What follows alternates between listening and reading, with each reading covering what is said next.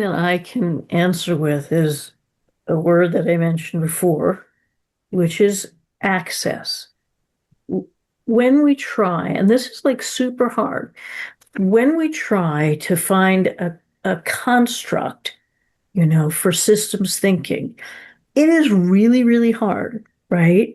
But it's not doable. I mean, this is what we did, whatever, 20 years ago with SASB. We found a piece of infrastructure that was part of a movement, right? So when you think about access, if we take, again, these days I don't talk much about the Sustainable Development Goals, the SDGs, which are, so aspirational, but absolutely impossible. But if we do look at the SDGs, we can use a frame like access and say, which are the most important aspects of each of the SDGs to help support another, right? So if we want to support women, okay, diversity, women's economic engagement, the things probably we need most, and maybe not even consensus thinking. We must have access to broadband. If we don't have access to broadband, we won't have access to education. So that there's a link there, right?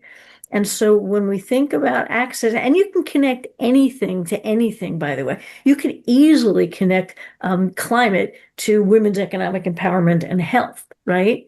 Because women small share farmers who have access to safe and effective and affordable birth control are more likely to use their farms and be there in a more efficient way.